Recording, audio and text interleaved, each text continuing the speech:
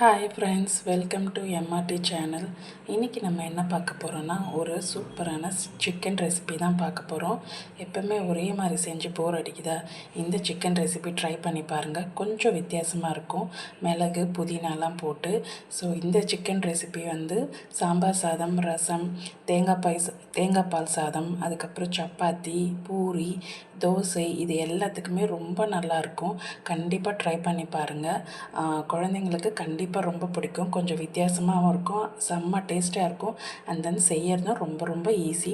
இதுக்கு என்னென்ன இன்க்ரீடியன்ஸ் வேணும்னு நான் இப்போது லிஸ்ட்டு கொடுக்குறேன், எழுதிக்கோங்க. சீக்கிரமாக வாங்க நம்ம வீடியோக்குள்ளே போகலாம். ஃபஸ்ட்டு கடாய் வச்சுக்கிறேன். ஸோ தாமுசா ஸ்டைலில் சொல்லணுன்னா ஒரு குழிக்கரண்டி எண்ணெய் அதில் ஊற்றிக்கோங்க.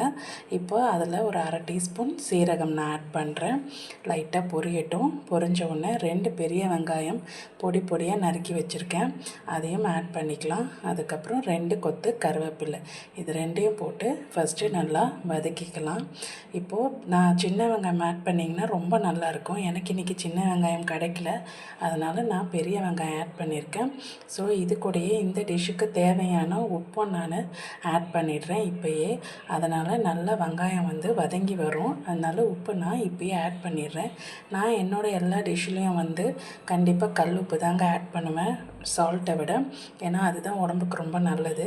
அதனால் கல் உப்பு ஆட் பண்ணி இப்போது நல்லா வதக்கிக்கலாம். அடுத்தது அதுக்குள்ளே ஒரு சின்ன பேஸ்ட் ஒன்று நம்ம அரைச்சிட்டு வந்துடலாம்.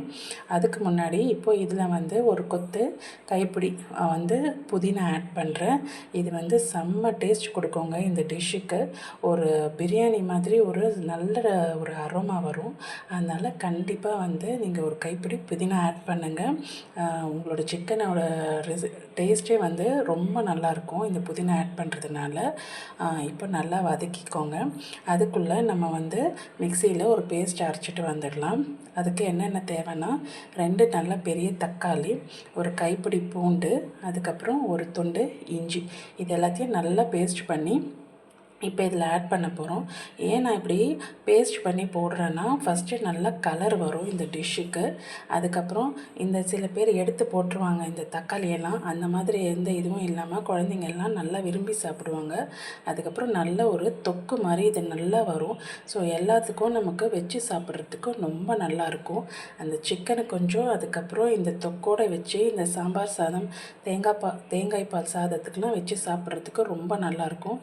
அதனால தான் நான் அரைச்சி சேர்க்குறேன். இப்போது அரைச்சிட்டு அதை நல்லா வதக்கிக்கோங்க. இதுக்கு இப்போ என்னென்ன மசாலா பொடி போடுறேன்னா, 1 டீஸ்பூன் மிளகாய் தூள், அரை டீஸ்பூன் மஞ்சள் தூள், 1 டீஸ்பூன் கரம் மசாலா எல்லாமே ஆட் பண்ணி இப்போ இது நல்லா வதக்கிக்கணும். இப்போ நம்ம எண்ணெய் ஊற்றிருக்கோம் இல்லையா, அதெல்லாம் பிரிஞ்சு நல்லா வரணும், கடாயில் ஒட்டாமல். அந்தளவுக்கு இது சேர்ந்து பச்சை வாசனைலாம் போகிற அளவுக்கு நல்லா வதக்கிக்கோங்க. அதுக்குள்ளே நான் சிக்கனை நல்லா ஒரு 3 டைம்ஸ் மஞ்சள் உப்பு போட்டு வாஷ் பண்ணி வச்சுருக்கேன். அதை இப்போ இதில் ஆட் பண்ணிக்கலாம். நான் இன்றைக்கி 1/2 kg சிக்கன் எடுத்திருக்கேன்.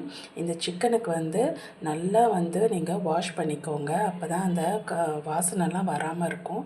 இப்போ இதில் இன்னொரு முக்கியமான விஷயம் என்னென்னா, இது நல்லா டேஸ்ட்டாக வர்றதுக்கு நீங்கள் இதில் தண்ணி எதுவுமே ஆட் பண்ணாதீங்க. இப்போ அந்த சிக்கனை நம்ம கழுவிட்டு அப்படியே தான் ஆட் பண்ணியிருக்கோம். இதில் நம்ம எந்த தண்ணியும் ஊற்ற போகிறது கிடையாது. இப்போ அந்த சிக்கன்லேருந்தே தண்ணி வெளியே வரும், அதுலேயே இந்த சிக்கன் நல்லா வேக போகுது. இப்போ நான் எந்த குக்கர் எதுவுமே வைக்கலை, கடாயில் தான் பண்ணுறேன். ஒரு 15 to 20 மினிட்ஸ் இதை இப்போது சின்ன தீ வச்சுட்டு அதுக்கப்புறம் நல்லா லிட்டு போட்டு க்ளோஸ் பண்ணி நல்லா வேக விடுங்க. இது இப்போ நல்லா வெந்து வந்த உடனே பார்த்திங்கன்னா அதில் இருக்க தண்ணிலே நல்லா வெந்து வரும். இது செம்ம டேஸ்ட்டாக இருக்கும். அப்போ தான் நீங்கள் தண்ணி ஊற்றினீங்கன்னா அது டேஸ்ட் மாறிடும். ஸோ தண்ணி ஊற்றாதீங்க. இப்போ பார்த்தீங்கன்னா ஒரு 15 மினிட்ஸ்க்கு அப்புறம் பார்த்திங்கன்னா நல்லா வெந்திருக்கு. உங்களுக்கு நல்லா தெரியும் பார்க்குறதுக்கு, அந்த எண்ணெய்லாம் பிரிஞ்சு நல்லா வந்திருக்கு பாருங்கள். இப்போ இது ஒரு கிரேவி கன்சிஸ்டன்சியில் இருக்குது. இப்படியே நீங்கள் வச்சுக்கிறதுனாலும் வச்சுக்கலாம். நாங்கள் இன்றைக்கி ரசம் ரைஸ்க்கு நான் பண்ணுறேன், அதனால் நான் இன்னும் கொஞ்சம் நல்லா அந்த எண்ணெய்லாம் பிரிஞ்சு வரட்டும்னு இன்னும் கொஞ்சம் சுக்காவாக பண்ணுறேன். இப்போ இந்த ஸ்டேஜில் நீங்கள் ஒரு அரை டீஸ்பூன் மிளகுத்தூள், அதுக்கப்புறம் கொத்தமல்லி தழை, இது 2ஐயும் ஆட் பண்ணிக்கோங்க. சாரி, நான் அது வீடியோ எடுக்க மறந்துட்டேன். இதெல்லாம் ஆட் பண்ணி இப்போ பார்த்திங்கன்னா நல்லா அந்த எண்ணெய்லாம் நல்லா பிரிஞ்சு வந்துருச்சு. அவ்வளோதான், நம்மளோட சூப்பரான சிக்கன் தொக்கு ரெடி ஆயிடுச்சு. புதினா மிளகு சிக்கன் தொக்கு. இதை கண்டிப்பாக வீட்டில் ட்ரை பண்ணி பாருங்கள், செம்மையாக இருந்துச்சு. அண்டு உங்களுக்கு குழந்தைங்களுக்கும் ரொம்பவே பிடிக்கும். இது கொஞ்சம் வித்தியாசமாக செஞ்சு பார்க்கணுன்னு நினச்சிங்கன்னா கண்டிப்பாக இந்த சிக்கனை ட்ரை பண்ணுங்கள். இந்த ரெசிபி உங்களுக்கு பிடிச்சிருந்ததுன்னா லைக் பண்ணுங்கள், ஷேர் பண்ணுங்கள், சப்ஸ்கிரைப் பண்ணுங்கள். அப்போ தான் இனி வர ரெசிபீஸ் எல்லா வீடியோஸும் உங்களுக்கு நோட்டிஃபிகேஷனாக வரும். தேங்க்யூ.